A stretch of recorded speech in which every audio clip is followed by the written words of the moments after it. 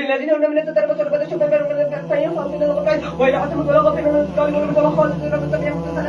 ولا يحل لهن يسمعن صدق لحم يقولون بلغة لكم وقولة ولا حق من ذلك من الإسلام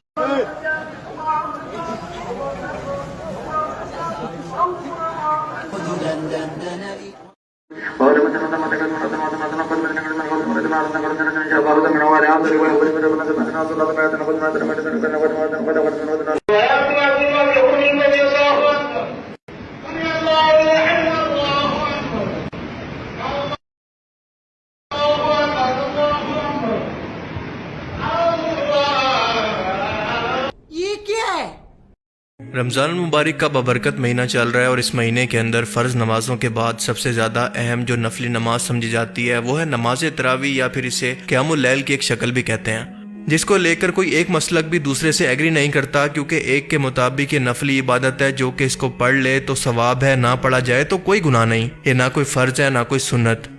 دوسرے فرقے کے مطابق ان کی تعداد 8 ہے تو تیسرے کے مطابق ان کی رکعات 20 ہوتی ہیں، اور چوتھے کے مطابق اس کو ایک ساتھ نہیں بلکہ الگ الگ پڑھنا افضل ہے۔ اور سچ یہ ہے کہ یہ واقعی نفلی عبادت ہے، جس کو پڑھا جائے تو ثواب ہے، نہ پڑھا جائے تو اس کا کوئی گناہ نہیں۔ اللہ کے رسول نے اس کی ترغیب بھی دی ہے کہ اس کو پڑھنا ثواب ہے، جیسا کہ صحیح بخاری کے اندر آتا ہے کہ جو شخص رمضان کے اندر ایمان اور ثواب کی نیت سے قیام اللیل یا پھر تراویح کرے، اس کے تمام پچھلے گناہ معاف کر دیے جاتے ہیں۔ پر یہاں پر نوٹس کرنے والی بات یہ ہے کہ یہ کوئی فرض نہیں ہے کہ نہ پڑھنے والا گناہ گار ہو، اور نہ کوئی رکعات کی پابندی ہے۔ 20 کیا، آپ تو اس کو 50 بھی پڑھ سکتے ہیں، کم سے کم چاہیں تو 2 4 جتنی آپ پڑھنا چاہیں، آپ کی حیثیت تو آپ پڑھ سکتے ہیں، لیکن اس کو اس طرح سے دین کا حصہ مت بنائیں کہ اس کے بغیر روزہ ہی کاؤنٹ نہیں ہوتا، جیسا کہ ہمارے انڈین سب کانٹیننٹ کے اندر یہ مشہور ہے۔ رسول اللہ صلی اللہ علیہ وآلہ وسلم نے خود 3 راتوں تک تراویح کی باجماعت نماز ادا کی، لیکن چوتھی رات خود باہر نہیں آئے تاکہ یہ نماز امت پر فرض نہ ہو جائے، اور اس کے بعد صحابہ کرام الگ الگ خود سے یا پھر چھوٹے گروپوں کے اندر یہ نماز پڑھتے رہے، یہاں تک کہ حضرت ابو بکر صدیق کے دور کے اندر بھی یہ سلسلہ ایسے ہی چلتا رہا۔ حضرت عمر فاروق رضی اللہ تعالیٰ عنہ نے اپنے دور خلافت کے اندر حضرت ابی بن کعب کی امامت کے اندر لوگوں کو 20 رکعت تراویح پڑھنے کے لیے اکٹھا کیا، لیکن یاد رہے کہ یہ 20 رکعت اللہ اور رسول کا حکم نہیں تھا، بس لوگوں کو اکٹھا کرنے کے لیے حضرت عمر کی ذاتی رائے تھی، جو کہ مسلمانوں پر فرض نہیں ہوتی۔ حضرت عثمان رضی اللہ تعالیٰ عنہ اور حضرت علی رضی اللہ تعالیٰ عنہ کے دور کے اندر بھی یہ عمل اسی طرح سے جاری رہا، اسی لیے آپ کی جتنی ہمت اور سکت ہو اتنا ہی پڑھنا ثواب ہے، چاہے 8 ہو 11 ہو 20 یا پھر 50، کیونکہ عبادت مشقت کا نام نہیں ہے۔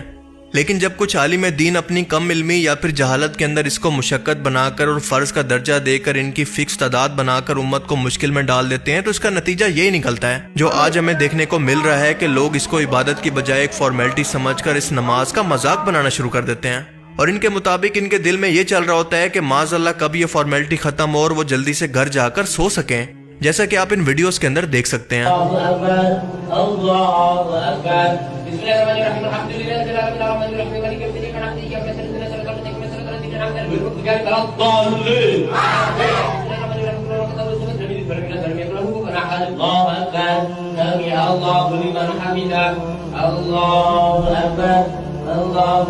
یہ عبادت نہیں بلکہ اس کا مذاق ہے، اس سے بہتر ہے کہ یہ لوگ نماز نہ ہی پڑھیں، کم از کم اس کا مذاق تو نہ بنائیں۔ جب بھی دین کے اندر اس طرح کی بدعات کو داخل کیا جاتا ہے تو اس کا نتیجہ یہی نکلتا ہے کہ یہ امام کو بھی M&M بنا دیتا ہے۔ اچھا بھلا امام JF تھنڈر کی سپیڈ سے تراویح پڑھنے پر مجبور ہو جاتا ہے کہ جلدی سے اس سب کو ختم کر کے سونے چلا جائے۔ فراری نہیں قاری صاحب، ذرا دھیان کرنا کہ کہیں پھٹ نہ جانا اتنی سپیڈ میں، خطرناک لوگ ہیں۔ کم پڑھ لو لیکن سکون سے ٹھہر کر، کیونکہ ایک تو ہمارے لوگوں کو عربی کی ویسے سمجھ نہیں آتی، اور اوپر سے یہ اوور سپیڈنگ، پتہ نہیں آنے والے دنوں کے اندر ہمیں اور کیا کیا دیکھنے کو ملے گا۔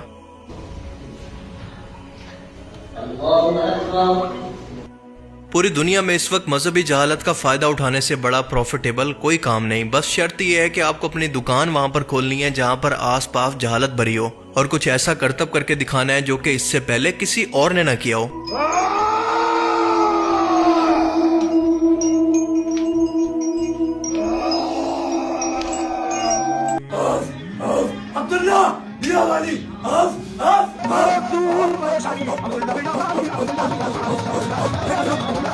میں گالی نہیں دے سکتا، نہیں گالی نہیں دینا، فیملی دیکھتی ہے، ورنہ میں ایسے گالی دوں، ایسے گالی دوں نا زندگی بھر یاد رکھیں۔ مثال کے طور پر آج کل یہ کرتب ٹرینڈنگ کے اندر ہے کہ پیر صاحب کی دکان ایک مخصوص ٹائمنگ کے اندر جب کھولی جاتی ہے تو اس کا دروازہ مرد و عورت کے لیے اس طرح سے کھولا جاتا ہے کہ پیر صاحب کا دیدار کر لیں،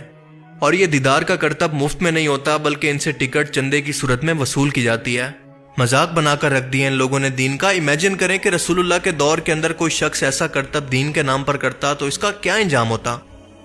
دراصل یہ پیر صاحب بہت سیانے ہیں جو کہ لوگوں کی ایک نفسیاتی کنڈیشن کا فائدہ اٹھا رہے ہیں جس کو کہتے ہیں فیئر آف مسنگ، یعنی کسی چیز کے چھوٹ جانے یا محروم رہ جانے کا خوف۔ خاص طور پر جب دوسروں کو ایک چیز کا فائدہ اٹھاتا دیکھ کر انسان کو یہ فکر ہونا شروع ہو جاتی ہے کہ کہیں وہ اس سے پیچھے نہ رہ جائے۔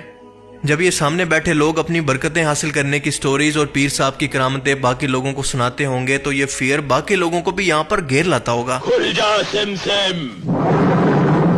چلیں پھر بھی شکر ہے کہ ہمارے ہاں کم از کم کانٹا بابا جیسی دکانیں تو موجود نہیں ہیں اور ہمیں مسلمان ہونے پر فخر ہے۔ یہ ہے کانٹا بابا جو کہ پریاگ راج میں اس میں براجمان ہے۔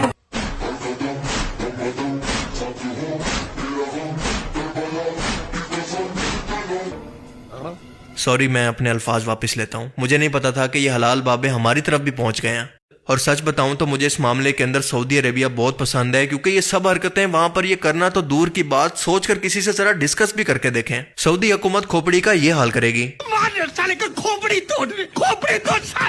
پر افسوس کہ ہمارے ہاں ان نمونوں کا بوفے لگا ہوا ہے، روز نیا مسکرہ سامنے آتا ہے۔ ہندوؤں نے تو ہم سے امپریس ہو کر ہمارے کوئی مذہبی رسومات کو نہیں اپنایا، پر ہمارے انت بختوں نے ان کی کسی چیز کو چھوڑا نہیں ہے کیونکہ بھائی یہ دھندا ہے، اور امی جان کہتی تھی کوئی دھندا چھوٹا نہیں ہوتا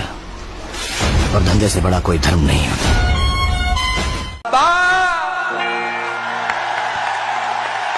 ٹھنڈیاں ہوائیاں آئیاں کہ نہیں، ٹھنڈیاں ہوا آئیاں کہ سنا ہے میں نے کہ انمول دولت بانٹتے ہو تم۔ یہ دادی اماں جان کی چکی ہے، یہاں پر 7 راؤنڈ لگانے سے اپنے اوپر اپنے شریر میں جتنی بھی جو تکلیف ہوتی ہے، جو پریشانی ہوتی ہے، تو دادی اماں جان کے چکی پر ہاتھ لگانے سے جتنی بھی پریشانی ہوتی ہے اور 7 راؤنڈ لگانے سے وہ ساری پریشانیاں ظاہر ہو جاتی ہیں۔ چمن پہ لعنت۔ جس میں قصور ان لوگوں سے زیادہ ان کے پاس جانے والی اس عوام کا ہے۔ لہٰذا جب یہ لوگ قبروں پر جا کر یہ دعا کریں کہ ہم جائیں تو کہاں جائیں اور مانگے تو اے قبر والے آپ کے علاوہ کس سے مانگے، تو ان لوگوں کو آپ یہ اللہ کا حکم پڑھ کر سنا دیں کہ اللہ پاک سورہ زمر کے اندر فرماتا ہے کہ کیا اللہ اپنے بندے کو کافی نہیں ہے؟ اور اے نبی یہ تم کو ان لوگوں سے جو کہ اللہ کے سوا ہیں ان سے ڈراتے ہیں، یعنی غیر اللہ سے، اور جس کو اللہ گمراہ رہنے دے اس کو کوئی ہدایت نہیں دے سکتا، اور جسے وہ ہدایت دے دے اس کو گمراہ کرنے والا کوئی نہیں۔ کیا اللہ عزت والا بدلہ لینے والا نہیں ہے؟ ہم مانگے تو کس سے مانگے، ہم جائیں تو کہاں جائیں، ہم پکارے تو کسے پکارے۔ اللہ تعالیٰ سے دعا ہے کہ وہ ہمیں سمجھنے کی اور نیک عمل کرنے کی توفیق عطا فرمائے، آمین۔ باقی آپ اس بارے میں کیا سوچتے ہیں؟ اپنی قیمتی رائے کا اظہار کمنٹ سیکشن میں ضرور کریں، اور ہاں جاتے جاتے سبھی چینل کو سبسکرائب کر لیجئے گا، لال بٹن ہوگی یوٹیوب پر، آپ موبائل نکال لیجئے اپنے لوگ جتنے لوگ بیٹھے ہیں۔